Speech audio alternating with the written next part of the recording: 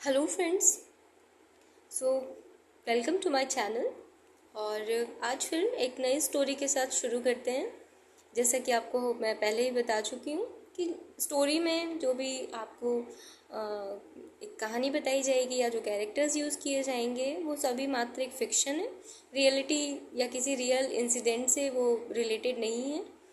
तो चलिए शुरू करते हैं आज की स्टोरी। आज की स्टोरी में है 3 फ्रेंड्स, ओरिल, ओआ और निफ।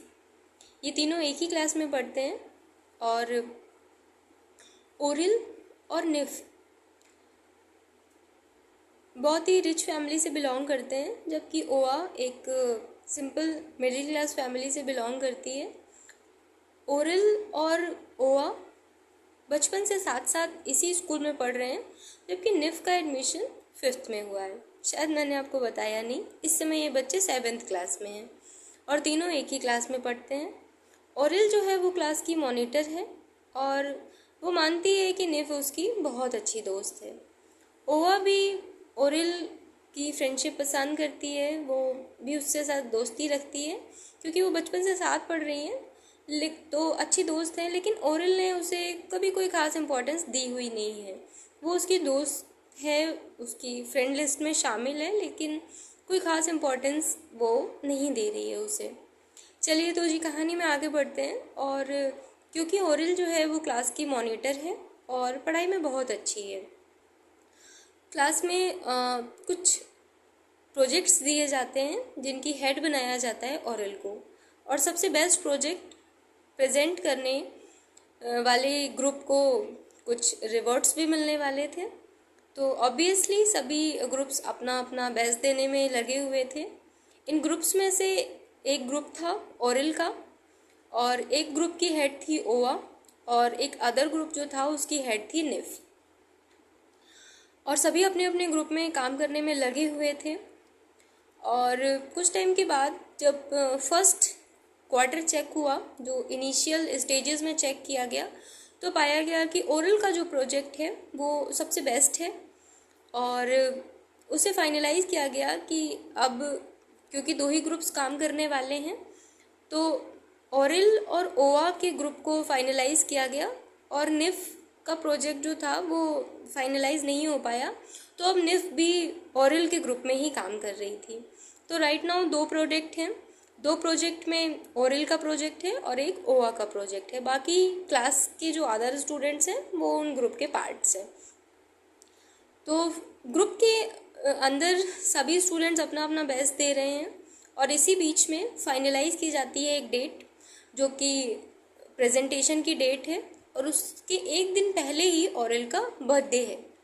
तो ओरिल ने तय किया कि वो अपनी बर्थडे पार्टी को बहुत अच्छे से सेलिब्रेट करेगी और उसने अभी सभी फ्रेंड्स को बर्थडे पार्टी के लिए इनवाइट किया।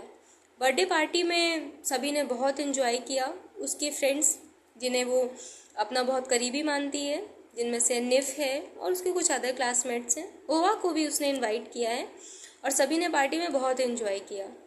कल सुबह प्रेजेंटेशन है, इसलिए ग्रुप के अदर मेंबर्स के साथ ओरिल ने तय किया कि एक बार प्रोजेक्ट की फाइनलाइजेशन को भी चेक कर लिया जाए। तभी वो पाती है कि प्रेजेंटेशन के लिए जो उसने ब्लूप्रिंट तैयार किया हुआ है वो कहीं मिस हो गया है।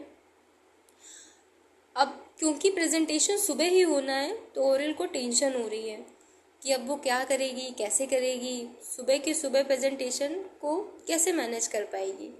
ऐसे में वो अपने ग्रुप मेंबर्स की तरफ देखती है कि कुछ लोग उसके साथ रुकें और उसकी हेल्प करें ताकि रात के रात प्रोजेक्ट को कंप्लीट किया जा सके सुबह प्रेजेंटेशन के लिए।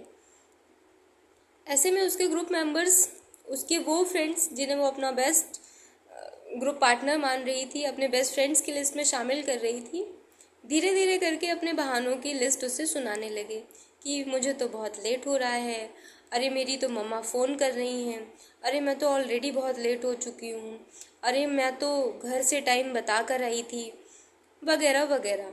यहाँ तक कि निफ, जिसे वो अपनी बेस्ट फ्रेंड मानती थी और जो उसके ग्रुप की ही मेंबर थी, उसने भी उसका साथ देने से मना कर दिया। उसने भी अपना एक बना बनाया एक्सक्यूज़ दिया और वहाँ से चलती बनी। धीरे धीरे सभी लोग जो पार्टी में उसके साथ केक खा रहे थे, एंजॉय कर रहे थे, अब उसे ऐसा कोई नज़र नहीं आ रहा था जो उसकी मदद कर सके। अब वो किस मुंह से ओवा से बोलती कि वो उसकी मदद कर दे, क्योंकि उसने कभी उसे वो इम्पोर्टेंस दी ही नहीं थी कि वो उससे ये उम्मीद कर सके कि उसके बिगड़े हुए काम में ओवा उसकी मदद करेगी। पर जैसे ही उसने ओवा की तरफ मुड़कर देखा तो उसने पाया कि ओवा तो ऑलरेडी प्रोजेक्ट के काम में चीज़ों को समेटने में लगी हुई है। उसने ओवा से बोला कि ओवा, क्या तुम रुक रही हो? तो ओवा ने कहा, ये भी कोई पूछने की बात है, तुम्हारा प्रोजेक्ट मेरे बिना कंप्लीट कैसे होगा। ओवा ये भूल चुकी थी कि वो सुबह प्रेजेंटेशन में ओरल की कॉम्पिटिटर है और ओरल के प्रोजेक्ट का ख़राब होना मतलब ओवा के प्रोजेक्ट का बेस्ट प्रोजेक्ट बनना था। लेकिन फिर भी उसने अपनी फ्रेंडशिप को निभाया और ओरल की मदद करने में लग गई। दोनों ने बहुत अच्छे से प्रोजेक्ट के वर्क को कंप्लीट किया और सुबह के प्रेजेंटेशन के लिए तैयार हो गए। सुबह प्रेजेंटेशन के लिए जब वो दोनों स्कूल पहुँचे तो रास्ते में ओरल की आंखों में आंसू थे। उसे एहसास हो गया था कि उसकी बहुत फैसिलिटेटिव चीज़ों की वजह से उसके फ्रेंड्स तो बहुत सारे बन गए थे, लेकिन उसने पाया कि उसका रियल फ्रेंड कौन है ये उसे कल रात ही समझ आ चुका था। और उसे अपनी गलती का भी एहसास हुआ कि जिस निफ को और जिन अदर ग्रुप मेंबर्स को उसने अपना बेस्ट फ्रेंड माना वो तो सिर्फ दिखावे के थे, जो मुसीबत में उसके काम तक नहीं आए। और ओवा ने, जिसे उसने कभी इतनी इम्पोर्टेंस तक नहीं दी थी, वो हमेशा से ही उसकी फ्रेंड थी और हमेशा से ही उसकी फ़िक्र करने वाली थी। तो दोस्तों, जो छोटी छोटी सी कोटेशंस हम अपने आसपास सुनते हैं या कहीं लिखी हुई देखते हैं, बिलीव कीजिए कि उनमें उन्हें लिखने वालों ने बहुत अनुभव के बाद उन्हें लिखा होता है और उनके एक एक शब्द में बहुत सच्चाई छुपी हुई होती है। हम में से सभी ने बचपन में कभी ना कभी ये पढ़ा होगा कि सच्चा मित्र वही होता है जो मुसीबत के समय आपके काम आता है। और आज इस स्टोरी से आपको ये बात समझ भी आ गई होगी। तो चलिए, कल फिर मिलते हैं एक नई स्टोरी के साथ। आज के लिए बस इतना ही। Thank you for watching.